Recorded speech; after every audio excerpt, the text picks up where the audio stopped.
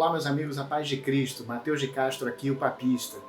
Está se aproximando rapidamente o fim do nosso ano litúrgico, logo começa outro ano litúrgico. Então acho que é bom falarmos um pouquinho sobre o que é o ano litúrgico, algumas características dele, como isso aconteceu, a sua formação, o que compõe o ano litúrgico e, claro, o lecionário. Isso é muito importante. Agora, antes de tudo, a gente vai falar um pouco sobre tudo isso. Vamos separar aqui para as pessoas um pouco mais exaltadas. Quando a gente estiver falando do lecionário, do ano litúrgico, não estamos falando do rito, tá? Da liturgia, como é. Todo mundo tem suas diferenças sobre isso, sobre que rito é melhor ou não. Você pode ter muitas críticas a qualquer outra coisa, mas não estamos falando do rito em si, tá? E nem estamos falando da formação da liturgia. Aqui, basicamente, ela segue a mesma coisa desde o princípio, desde quando foi instituída por Nosso Senhor Jesus Cristo, com as leituras, uma coisa que vem já do Antigo Testamento, as leituras da Sagrada Escritura e depois o sacrifício, claro, a segunda parte da liturgia. Essas duas partes principais se mantêm intactas. O resto a gente pode discutir aqui durante 1000 anos. Tá? Isso não é uma questão dessa discussão de preferência. Vamos falar sobre o ano litúrgico, tá? O que é, as leituras, aquilo tudo que a gente precisa saber para acompanhar com fé. A liturgia é o grande momento da vida cristã. Para quem segue o meu trabalho sabe muito bem que eu dou um valor especial nas minhas postagens para a liturgia, com a reflexão da liturgia dominical, de vez em quando uma outra data, alguma liturgia. É muito importante para nós vivermos a liturgia como cristãos, como católicos, e, é claro, entender um pouquinho por que isso acontece. Então vamos entender um pouquinho como isso aconteceu. Desde o princípio, como eu falei, o cristianismo obedece essa mesma sequência. Você tem a liturgia da palavra e a liturgia eucarística, que vem, claro, exatamente do Antigo Testamento, a mesma coisa. A leitura da palavra, da lei e o sacrifício. No Antigo Testamento, na Nova Aliança, o sacrifício é o único sacrifício que é do Nosso Senhor Jesus Cristo se oferece, o Cordeiro, um sacrifício salvífico. Então, essa parte, claro, é inalterada, não muda nada. No começo dos tempos, os cristãos, na chamada Era Patrística, desde aquele momento você começa a se desenvolver alguns ritos, começa a se desenvolver algumas maneiras de celebrar, mas você não tinha uma definição, você não tinha uma coisa unificada. Então você tem, por exemplo, nos escritos, você lê em vários escritos da patrística, que, por exemplo, no Oriente era comum pessoas como São João Crisóstomo, alguns séculos depois, ele lia, às vezes, fazia 11 leituras durante a liturgia, outros faziam 7, outros faziam 4 leituras, e assim por diante, uma homilia muito grande. Por algumas vezes, claro, você não tinha um padrão, você tinha um padrão de ter várias leituras, isso é fácil de identificar na Era Patrística, e você tinha, claro, o sacrifício da missa e assim por diante. Foi a necessidade que fez com que o cristianismo começasse a unificar o seu rito, tá, para dar uma ordem. Isso vem em geral. Nós estamos falando em geral do combate a heresias, nós estamos falando aqui de erros e assim por diante. Então há uma unificação da liturgia. Claro, quando você chega na época, quando aparece a Revolução Protestante, a de Reforma Protestante, você tem depois a resposta católica com o Concílio de Trento e assim por diante, você vai ter a unificação da liturgia. Você tem vai dar uma importância, claro, ao mistério, ao rito, a liturgia. Em termos de rito, certamente a liturgia mais bonita que nós já tivemos, é uma sensação de mistério, e aqui até hoje você pode ir na missa tridentina, quem nunca foi eu aconselho muito, mas você teve um problema. Enquanto a unificação foi maravilhosa do rito, o rito em si foi ótimo, o lecionário dessa época é muito pobre. É muito pobre em comparação, tanto ao começo da igreja quanto em relação a hoje. Então o que acontece de novo, era uma resposta necessária a uma época. Você tinha necessidade de unificar isso, fazer um rito muito bonito e evocar novamente esse mistério que vinha se perdendo com a falta da sagrada tradição. Então, tudo isso não é uma coisa que nós possamos questionar ou dizer que na época foi um erro. Não foi um erro da época. Foi um momento da igreja que trouxe uma coisa muito boa, essa sensação do mistério, essa sensação da celebração do sacrifício salvífico, como nunca, mas você teve um lecionário pobre. Então, o que eu digo como um lecionário pobre?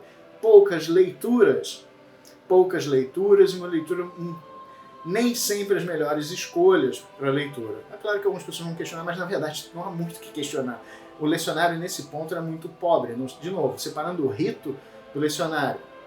Quando você chega no século XX, se faz a necessidade de uma reforma disso. E aí, de novo, separando o rito. O que o rito, muitas vezes, foi para baixo, piorou muito, e principalmente há uma certa bagunça litúrgica, isso é inegável. Eu não vou entrar aqui, eu não vou... nada proibido especificamente em termos de você não ter mais o rito tridentino nas igrejas ou não. Algumas coisas deviam ser proibidas na celebração litúrgica, mas, em todo caso, não estamos falando disso. Vamos para o lecionário. Nesse momento, o nosso lecionário dá um salto. Ele, de novo, é unificado, mas a qualidade dele melhora demais. Você vai ter um lecionário, na verdade, é o melhor lecionário da história. Tá? De novo, em termos de leitura, em termos de organização, é o melhor lecionário da história. Você poderia ter uma prática melhor de mais leituras antigamente? Talvez, mas não era uma coisa unificada, não era uma coisa tão ordeira. Tá? Então o nosso lecionário, não existe na história nada tão bem feito quanto o nosso lecionário atual. Ele é absolutamente genial em sua organização. De novo, no estudo da revelação, não há nada parecido. É uma das coisas, é uma bênção à igreja.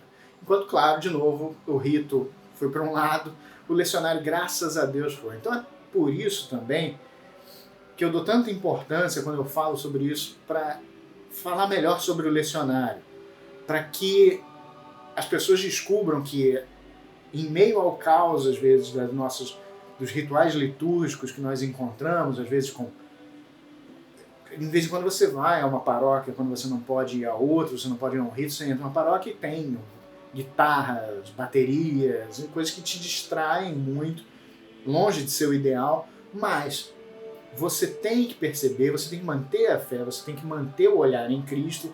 Ainda assim, você pode se apegar, sim, a uma liturgia que é riquíssima em leitura. Então, nesse ponto, isso é uma grande bênção para a igreja. Deus não desampara ninguém. Então, você tem, nesses momentos, na nossa liturgia, é riquíssima de leituras.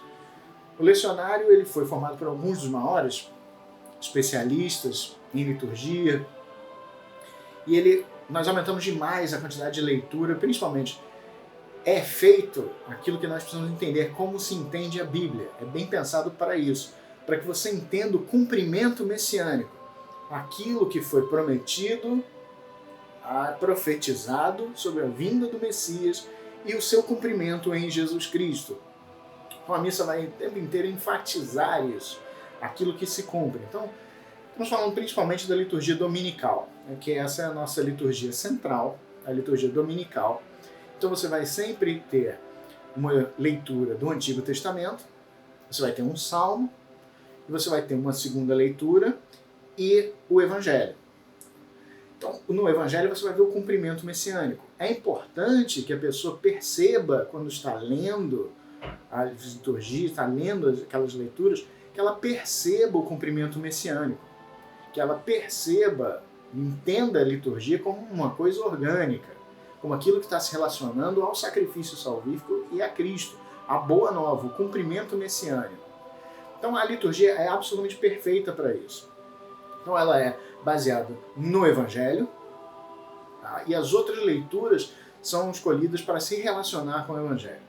Não necessariamente a segunda leitura. Tá? Isso vamos comentar um pouquinho sobre a organização depois. Mas também algumas pessoas dizem não tem nenhuma relação. Não é verdade. Tá? Mas, de qualquer jeito, é baseada no Evangelho primeiro e depois você organiza, escolheram as outras para se relacionar com o Evangelho. Como é que é organizado o ano litúrgico? O ano litúrgico ele é dividido em algumas maneiras. As missas dominicais, a liturgia dominical, ela é dividida em 3 anos. Tá? Ano A, ano B e ano C. No ano A, nós vamos ler o Evangelho segundo São Mateus. No ano B, nós vamos ver o Evangelho segundo São Marcos, que é o ano agora, 2018, que nós estamos vivendo. E no ano C, que é o próximo ano, 2019, nós vamos basear as leituras do Evangelho no Evangelho segundo São Lucas. E, de vez em quando, pontualmente, você vai ver o Evangelho segundo São João, especialmente nas datas principais, como a Páscoa. A Páscoa vai ser uma liturgia baseada no Evangelho segundo São João, muitas vezes. Enquanto você vai ter, em outros momentos, uma divisão. E sempre vai ter pensado, durante o ano, o Evangelho segundo São João. Então, essa divisão de 3 anos cobre tudo que a gente pode ver, ao máximo dentro desse período do Evangelho, e as leituras relacionadas do Antigo Testamento. Então você tem aí um acréscimo da mudança de liturgia. Desde que a nossa liturgia mudou, o lecionário mudou, você tem um aumento de, não sei, mais de 300% de leitura do Antigo Testamento e para você poder entender o cumprimento messiânico. Isso é muita coisa, isso é uma bênção para todos, porque ao contrário do protestantismo, no catolicismo, o primeiro lugar para você entender a Boa Nova, você entender a Bíblia, é na liturgia. É por isso que existe a leitura e depois o sacrifício. É por isso que na patrística você tinha 11 leituras ou mais. Então é exatamente para você aprender a liturgia. E uma boa homilia deveria, antes de tudo, ser pelo menos um pouco dela, uma explicação exatamente dessa relação. Mas como isso aparentemente se perdeu em algumas partes, você não tem. Mas o ideal é que todo sacerdote começasse explicando essa relação das leituras e depois, claro, fizesse como você quiser, nos desafiasse a viver em Cristo em primeiro lugar, tá? E falasse o que fosse melhor, tirasse todo o lado espiritual, devocional, que cada um oferece aquilo, os seus dons a Deus, e Deus vai agir através do sacerdote para que ele fale a melhor coisa. Homilia você tem de todos os tipos, mas você tinha que ter um pouquinho sobre isso, mas tudo bem. Então, de qualquer jeito, é assim que ela é organizada.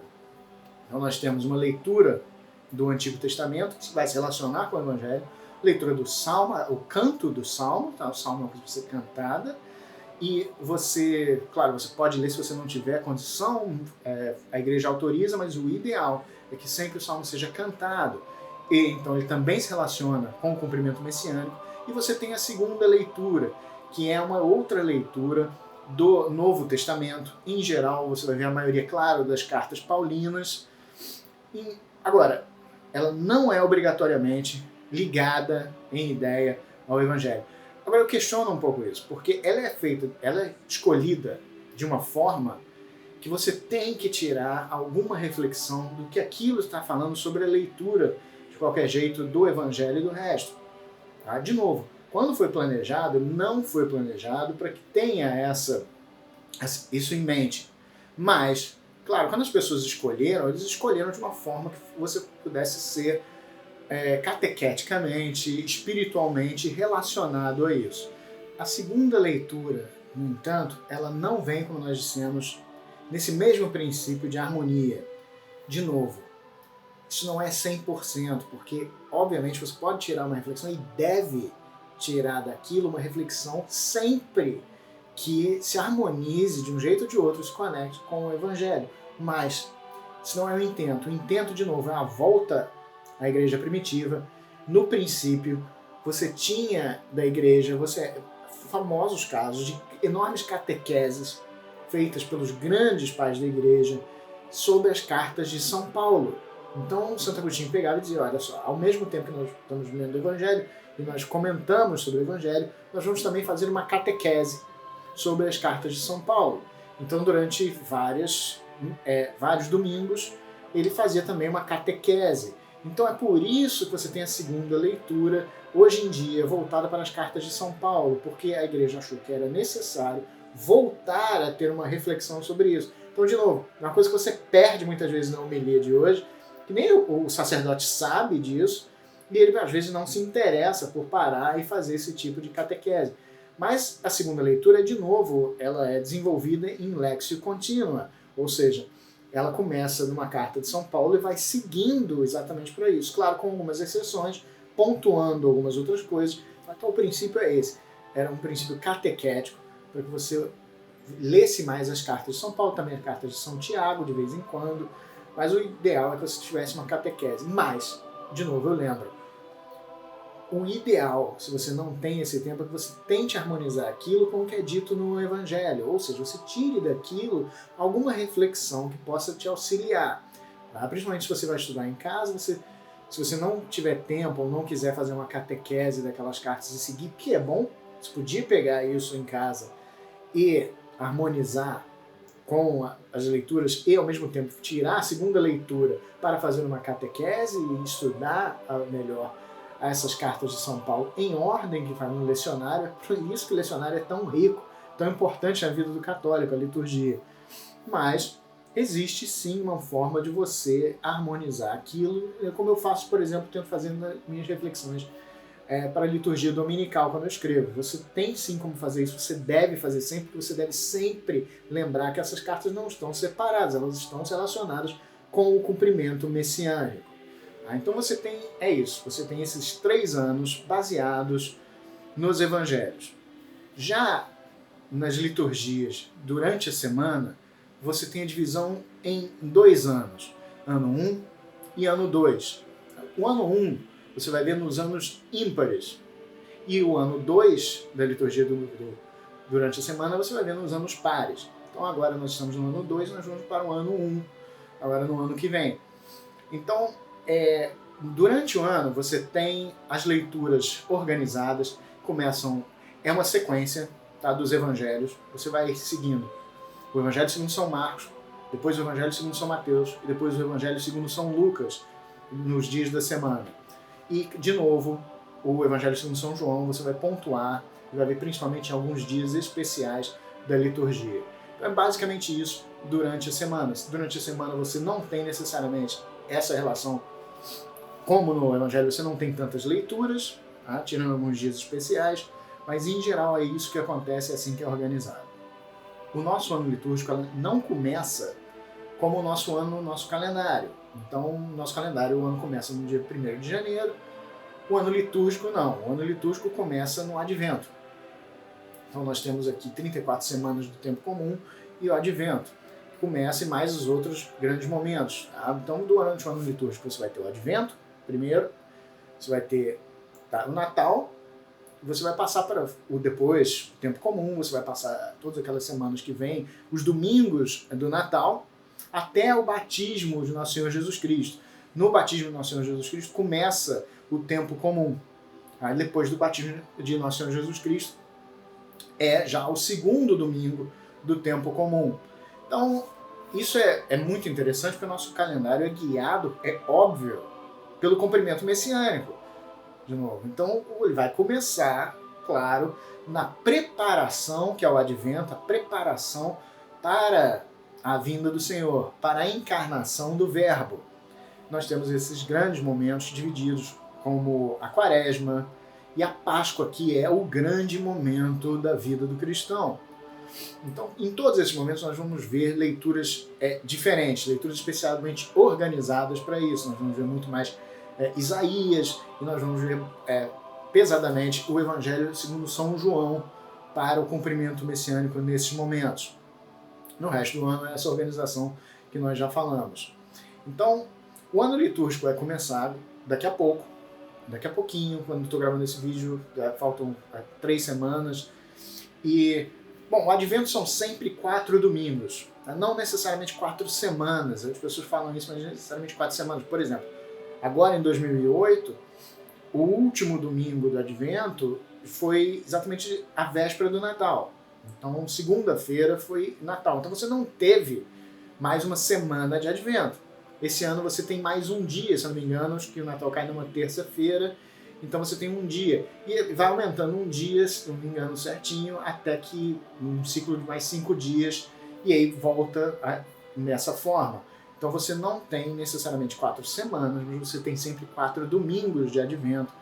Que começa agora, se não me engano, logo no fim de começo de dezembro, se não me engano agora, dia 2 de dezembro, começa o novo ano litúrgico. Com o primeiro domingo do Advento, você começa o novo ano litúrgico. O Advento, então, ele vai começar com um olhar sobre a profecia de Jeremias. Nós vamos ver isso na reflexão sobre a liturgia que eu sempre publico, mas nós vamos olhar para uma profecia de Jeremias, onde ele anuncia, então, que a vinda do Messias. É muito curioso como ele anuncia, porque ele vai anunciar exatamente isso, a vinda de um rei, a vinda de saída de um descendente de Davi. Isso vai ser observado, e eu acho que muita gente espera que na leitura do Evangelho nós vamos falar sobre a anunciação. Não. A anunciação é feita exatamente no último domingo de Advento, que vai ser tratado exatamente ali. Por enquanto, vai se tratar, e aí você vai olhar depois em Lucas, Lucas é Lucas 21, 25, 28, se eu agora não me engano, que é exatamente o anúncio da vinda de Deus. Nosso Senhor Jesus Cristo vai nascer, então é um anúncio agora, primeiro, de um rei que é descendente de Davi. Em Lucas é confirmado também que esse rei é o Senhor. Então o Messias ali não vai deixar nenhuma dúvida. Esse anúncio também quer dizer que esse rei prometido não é só um rei terrestre, mas é Deus se encarnando na Terra. Então essa é a visão do primeiro momento que nós vemos, primeiro dia do ano litúrgico, que é esse domingo, que é esse grande anúncio. Depois, sim, você vai ter a anunciação no último domingo do Advento, antes da encarnação no Natal.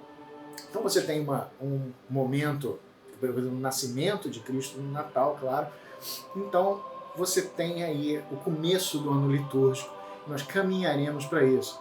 Então, eu espero que esse olhar que nós estamos vendo aqui possa enriquecer a sua vida na liturgia, que é a principal parte da vivência católica. Viver a liturgia, entender a liturgia, estudar profundamente, o mais profundamente possível a liturgia. Isso está aberto a todos. Então, a nossa liturgia é arrumada de uma forma chamada Lectio Continua, que é uma leitura contínua. Então você vai começar o ano litúrgico. Se você for pegar o calendário litúrgico, você vai perceber que logo depois do Advento e dos dias de Natal, você começa a leitura em Lucas 4, se eu não me engano, Lucas 3, acho que é Lucas 4 mesmo, e você vai caminhando, Lucas 4, Lucas 5, às vezes um pedaço um pouco depois de Lucas 5, Lucas 6. Então, qual é o objetivo aqui?